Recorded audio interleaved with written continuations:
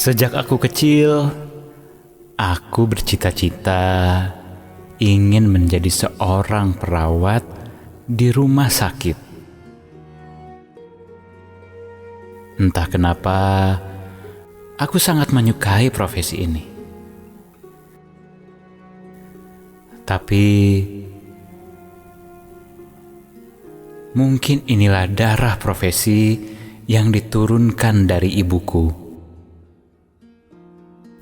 Ibuku sejak muda sudah bekerja sebagai perawat di rumah sakit.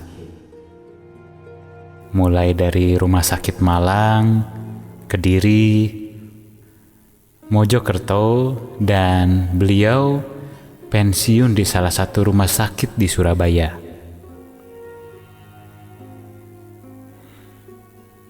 Pekerjaan sebagai perawat adalah pekerjaan yang sangat mulia.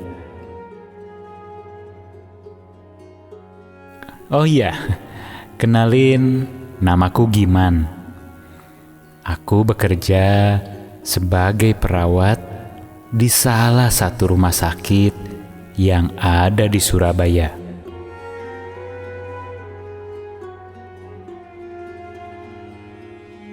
Sudah kira-kira 7 tahun aku bekerja sebagai perawat. Aku sangat menikmati pekerjaan ini. Semuanya kulakukan dengan senang hati. Aku suka pekerjaannya, tantangannya, rekan-rekan satu profesi, juga lingkungannya. Pokoknya semuanya aku suka. Rumah sakit tempatku bekerja ini adalah rumah sakit yang sudah lama sekali berdiri di Surabaya. Usianya pun sudah sangat tua. Bangunannya pun sangat khas bangunan zaman dahulu. Dan sampai sekarang, ciri khas itu masih sangat menempel di rumah sakit ini. Menurut sejarahnya, waktu pertama kali dibangun, rumah sakit ini hanya memiliki 1 gedung dan 1 lantai saja. Sekarang sudah memiliki beberapa gedung dalam satu kawasan.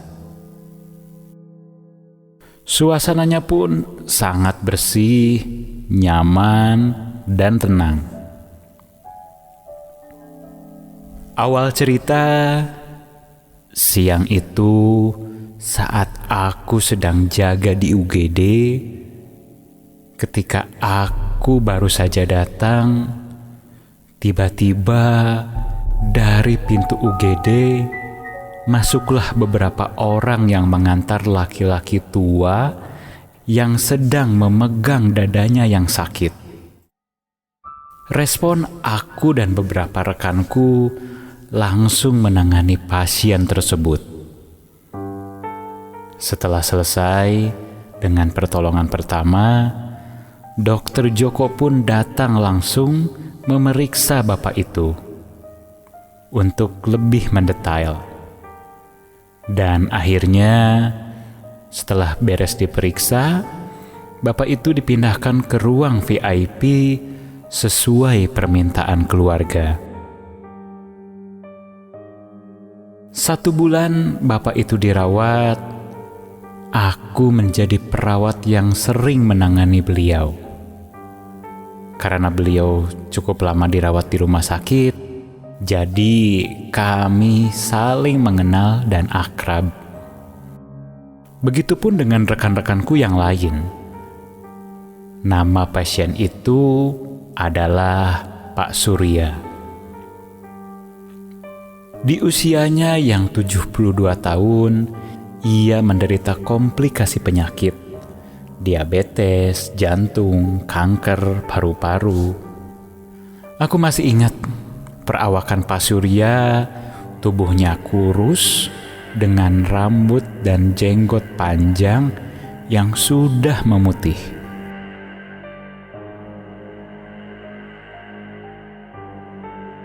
Ruangan VIP yang digunakan Pak Surya adalah kamar nomor 13, di mana ruang VIP adalah ruang yang hanya dihuni oleh satu pasien. Di mana fasilitas di situ sangat dimanjakan. Di dalamnya ada sofa, TV, kulkas untuk keluarga yang ingin menemani.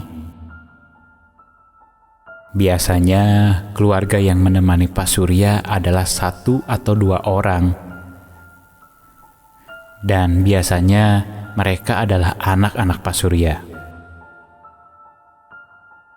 Pada suatu malam, yang menjaga Pak Surya adalah anaknya yang nomor 2. Namanya adalah Putri. Aku perkirakan Putri berumur 30 tahunan. Malam itu, aku sedang bagian shift malam. Aku melihat Putri sedang asik ngobrol di telepon. Aku pun datang ke ruangan Pak Surya dan langsung cek kondisi Pak Surya.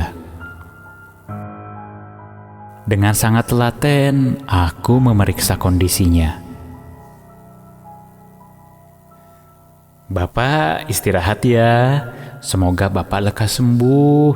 Saya berada di ruangan perawat, tidak jauh dari sini. Kalau ada yang diperlukan, Pak Surya tinggal tekan tombol yang ada di sebelah tempat tidur ya. Nanti saya pasti akan datang."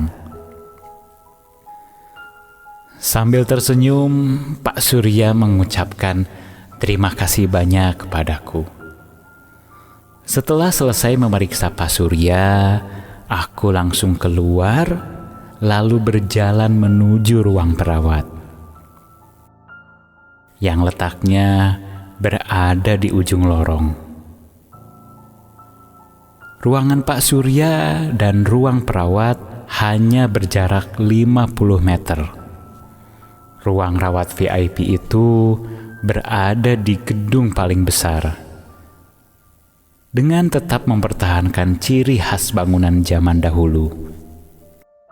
Malam itu, yang bertugas hanya aku dan 3 teman perawat, yaitu Rani, Susan, dan Yogi. Malam itu, aku duduk sendirian di meja perawat.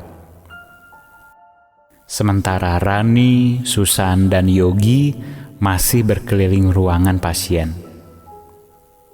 Sekitar jam setengah 12 malam, pintu kamar Pak Surya terbuka. Kemudian anaknya yang bernama Putri mendatangi ruang perawat dan berkata ia ada keperluan mendadak, jadi nitip ayahnya sebentar. Dengan ramah, aku jawab, "Oh, monggo Mbak, hati-hati di jalan, apalagi sudah malam begini." Putri pun berjalan meninggalkan rumah sakit ini. Dan aku masih duduk di meja ruangan perawat.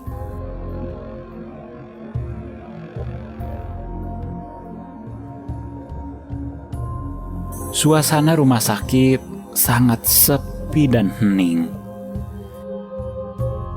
Situasi yang sudah biasa aku dan teman-teman rasakan apabila sedang bertugas malam. Waktu itu sudah hampir jam 1 malam. Dan biasanya jam itu harus berkeliling mengunjungi pasien satu persatu.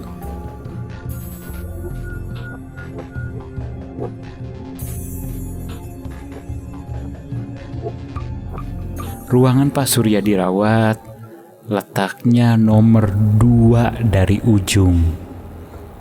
Aku sengaja mengunjunginya paling terakhir.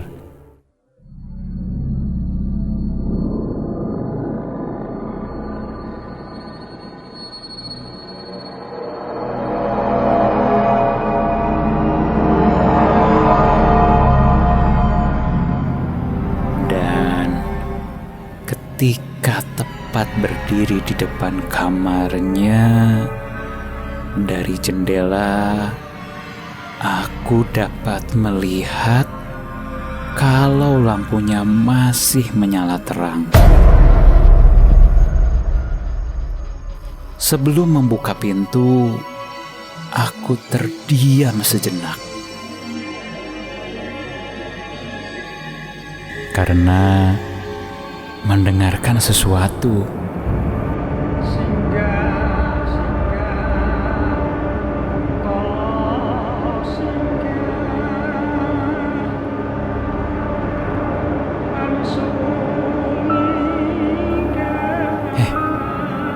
Ini suara apa ya?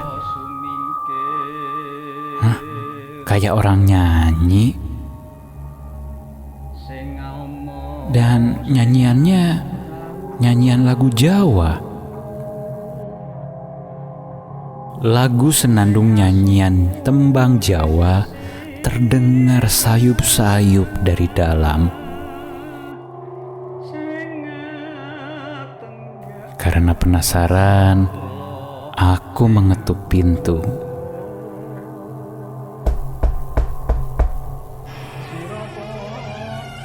Dan masuk ke ruangan Pak Surya dirawat.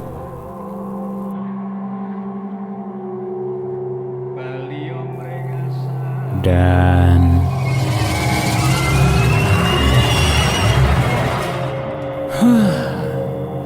ternyata Pak Surya yang sedang bernyanyi. Pak Surya menyanyikan tembang lagu Jawa itu. Lalu aku menyapanya. "Selamat malam Pak Surya, kok belum tidur?" Lalu sambil tersenyum, Pak Surya menjawab, "Iyo mas, belum ngantuk iki. Supaya cepat ngantuk, biasanya aku bernyanyi tembang Jawa seperti ini. Nggak mengganggu kan mas?" "Ya tidak apa-apa Pak, tidak mengganggu. Tapi Pak Surya harus cepat tidur ya." Selanjutnya aku menemaninya untuk beberapa saat.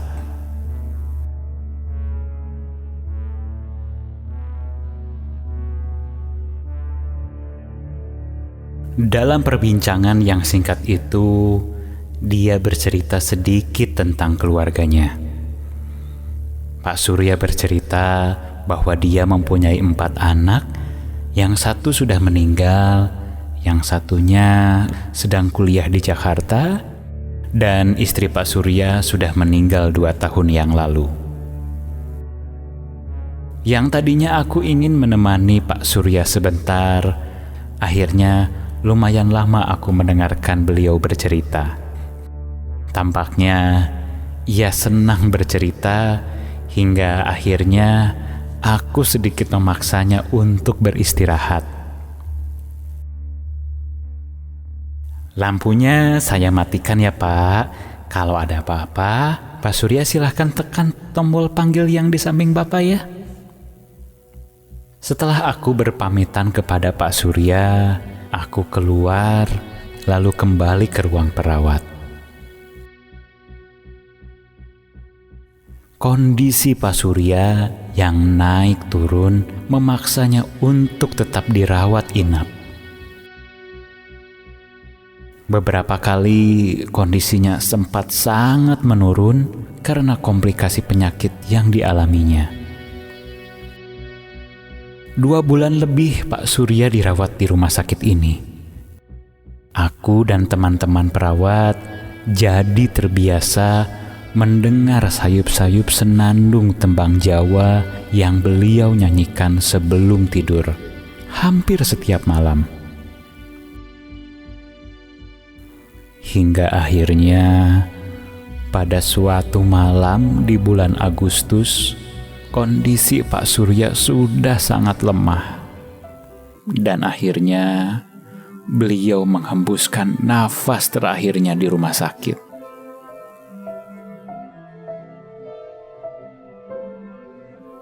Singkat cerita, ketika jenazah Pak Surya dibawa pulang oleh keluarga, ruangan tempatnya dirawat, aku dan beberapa rekanku membereskan kembali ruangan itu menjadi seperti semula. Aku dan beberapa temanku yang biasa merawat Pak Surya tentu saja merasa kehilangan. Sosok yang ramah dan baik hati itu harus pergi untuk selama-lamanya. Karena kondisi yang memang sudah sangat berat untuk sembuh. Pengalaman ini menjadi salah satu bagian terberat dalam melaksanakan pekerjaanku.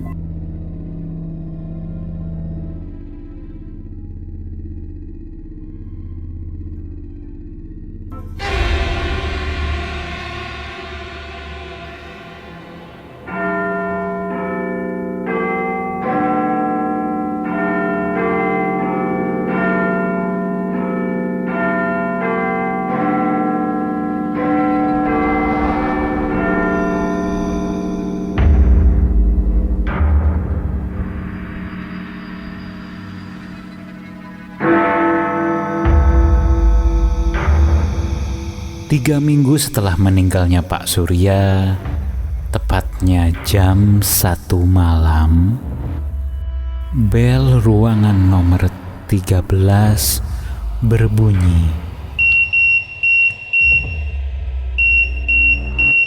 Pertanda kalau pasien di dalamnya memerlukan bantuan.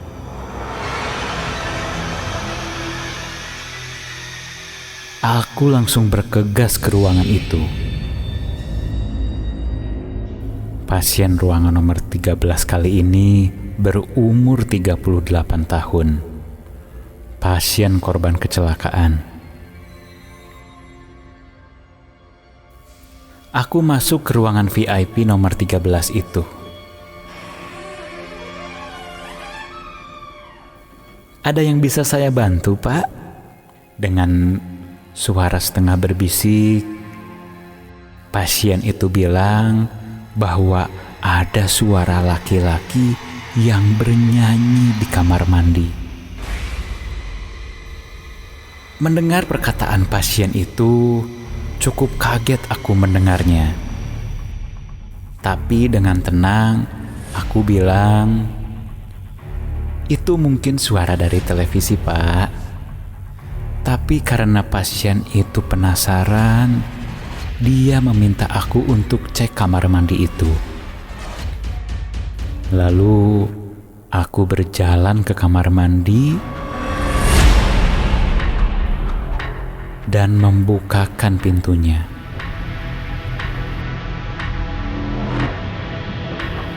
Dan ketika pintu itu terbuka,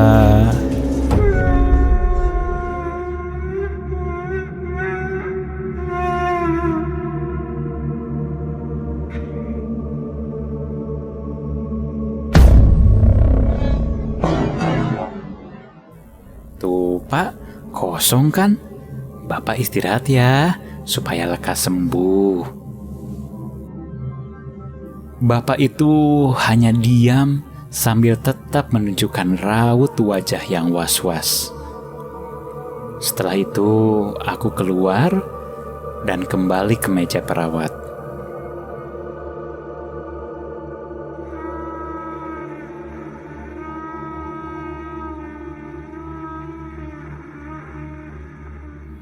Hingga pada suatu malam, saat hanya beberapa ruang VIP yang terisi dan sisanya kosong, termasuk ruang nomor 13 itu. Aku ke bagian shift malam bersama dengan 3 rekanku. Suasana sangat sepi dan senyap, apalagi ketika malam beranjak larut. Saat aku melamun menonton TV, Yogi dan Susan rekan kerjaku keluar dari ruangan karena ada pasien yang membutuhkan bantuan mereka. Waktu itu jam 12 malam. Aku sendirian duduk di meja depan ruang perawat.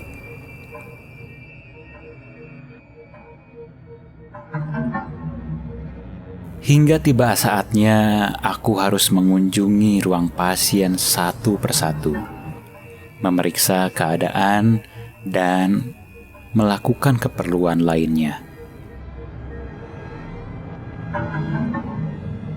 Pasien yang ada di ruangan paling ujung adalah pasien yang paling terakhir aku kunjungi. Untuk menuju ruangan itu, aku harus berjalan melintas di depan ruangan nomor 13. Ruangan di mana dulu Pak Surya dirawat. Saat melewatinya pertama kali, tidak terjadi apa-apa.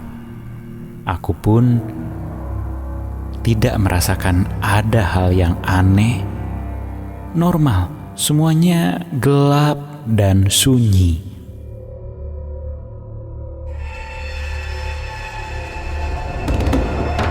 Lalu aku meneruskan langkah menuju pasien yang paling ujung. Setelah semuanya selesai, aku kembali berjalan ke ruang perawat. Untuk itu, aku harus kembali melewati kamar nomor 13. Dan saat aku melintas di ruang 13 itu, dari luar terlihat dari jendelanya kalau lampu kamar nomor 13 menyala terang. Hah? Siapa ya? Ada yang masuk gitu? Padahal tadi waktu lewat pertama kali keadaannya masih gelap. Tanpa berpikir macam-macam, aku langsung masuk ke ruangan itu. Dan ketika aku masuk ke ruangan nomor 13 itu,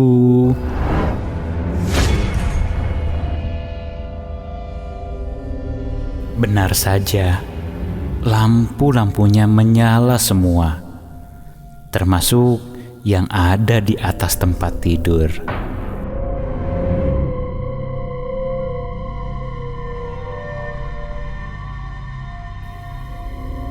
Aku sempat heran, siapa yang menyalakan lampu-lampu ini?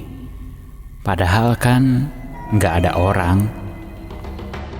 Waktu itu aku tidak berpikir banyak. Lalu aku langsung mematikan semua lampu.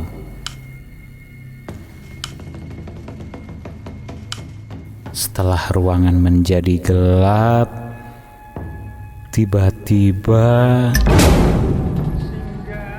aku mendengar ada suara laki-laki yang bersenandung lagu Jawa.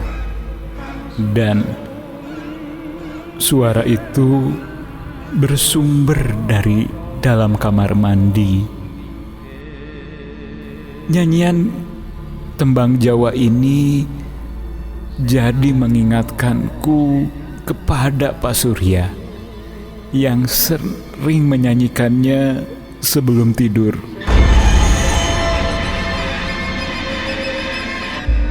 Bulu kuduku langsung merinding.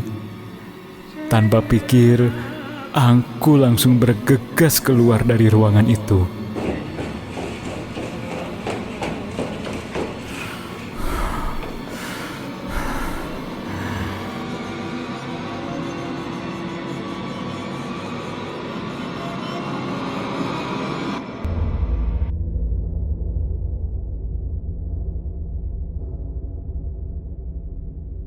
Sesampainya di ruangan perawat, aku duduk sambil memikirkan apa yang barusan saja terjadi. Di hadapanku terlihat lorong panjang yang lampunya sengaja kami biarkan dalam keadaan redup ketika malam hari.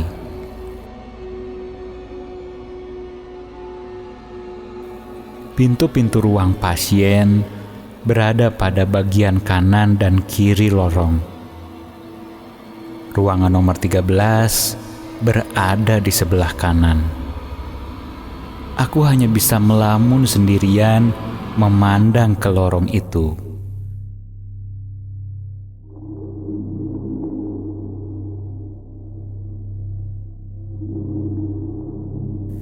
Hingga tiba-tiba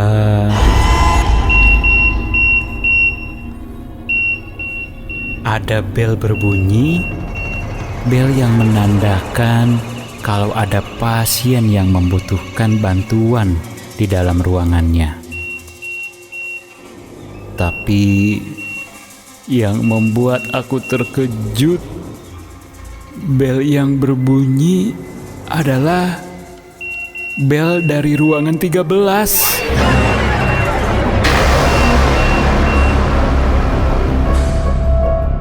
Bulu kuduku kembali berdiri.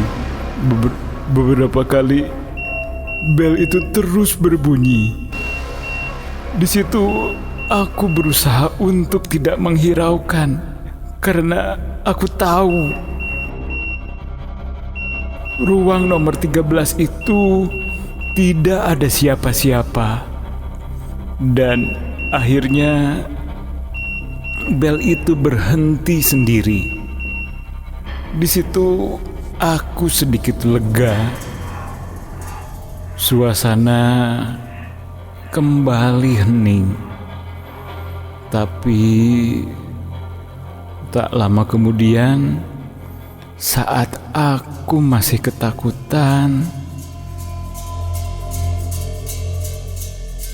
terdengar ada suara pintu terbuka.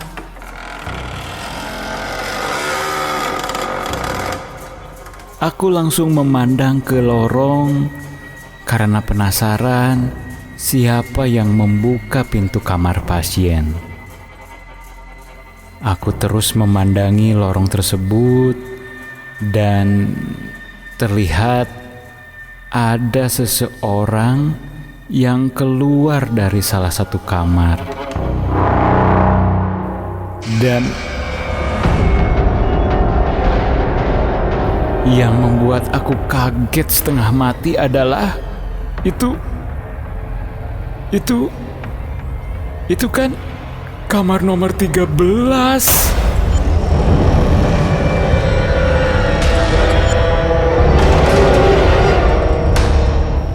Terlihat ada seorang laki-laki berdiri di depan pintu nomor 13. Dia menghadap ke pintu ruangan lain yang ada di hadapannya. Kuperhatikan sosok laki-laki itu memakai baju pasien sambil memegang tiang botol infus. Berambut putih dan berjanggut panjang. Aku tidak mengerti kenapa tubuhku terpaku saat itu. Diam, tidak bisa berbuat apa-apa.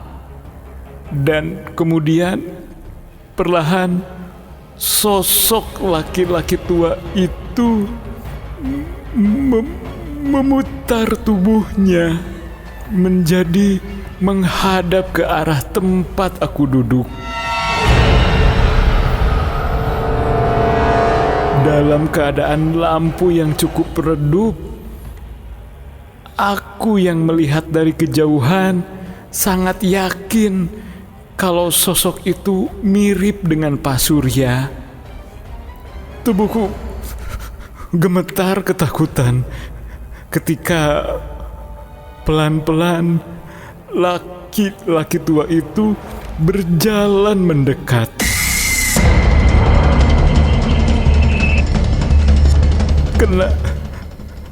Karena aku tidak kuat melihat itu, aku menundukkan kepala dan memejamkan mata.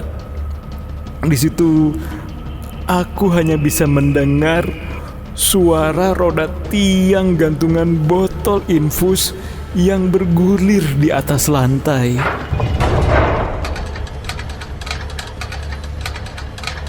Terdengar ditarik semakin mendekat ke arah tempat aku duduk.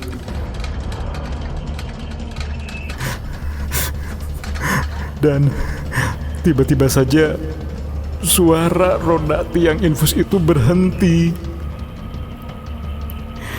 Dalam keadaan menunduk, aku sangat yakin kalau sosok yang berjalan membawa tiang infus itu sudah berdiri tepat di hadapanku. Jantungku berdegup kencang sekali. Keringatku bercucuran. Dan rasa ketakutanku sekarang semakin bertambah. Karena sekarang aku bisa mendengar dengan jelas ada suara yang sedang bersenandung lagu Jawa. Ini kan lagu yang suka dinyanyiin sama Pak Surya. Sampai akhirnya entah kenapa aku ingin sekali mengangkat wajahku. Dan pada saat aku angkat kepalaku, Astagfirullahaladzim.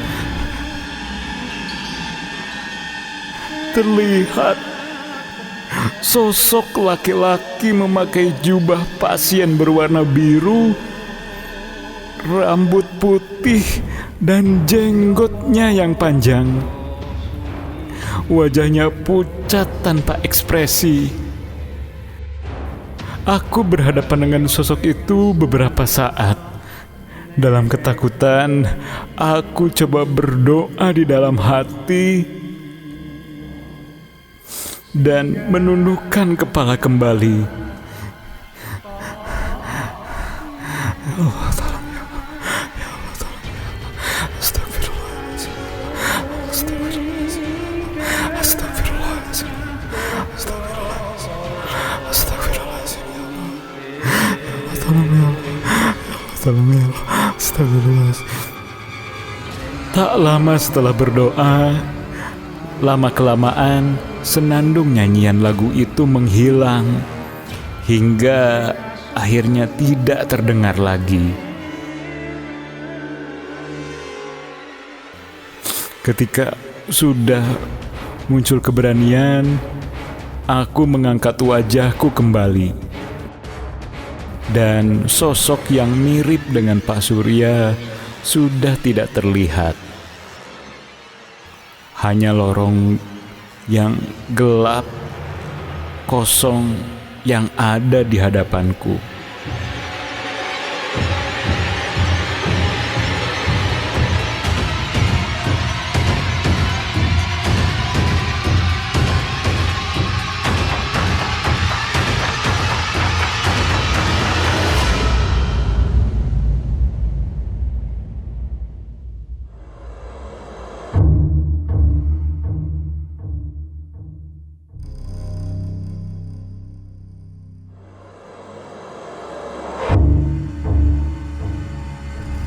Dan tak lama kemudian, dua rekanku datang ke ruang perawat. Mereka heran karena melihat wajahku yang begitu pucat. Mereka bertanya apa yang terjadi padaku.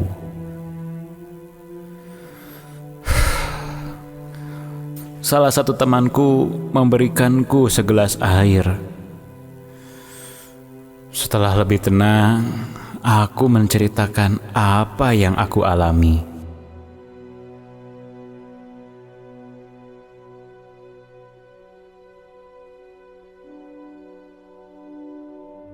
Satu minggu setelah kejadian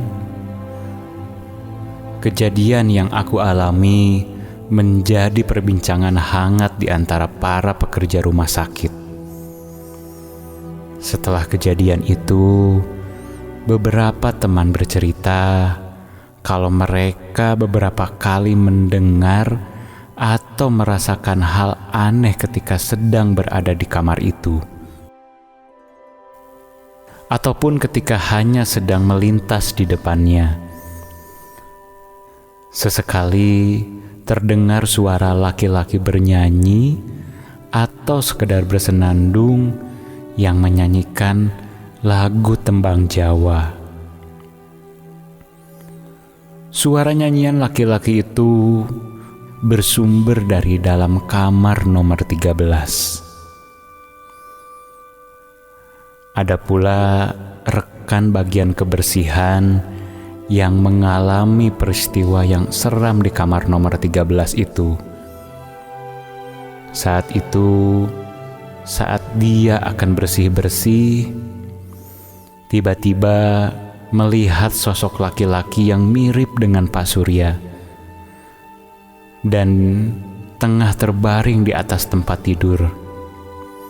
Tanpa pikir panjang, langsung lari terbirit-birit keluar ruangan. Lama-kelamaan, tidak terdengar lagi kejadian aneh di kamar nomor 13. Dan menurut guru mengajiku, sosok yang kami lihat adalah sosok jin yang menyamar dan mengganggu manusia. Dia berpesan untuk selalu berdoa dan ingat kepada Allah Subhanahu wa Ta'ala.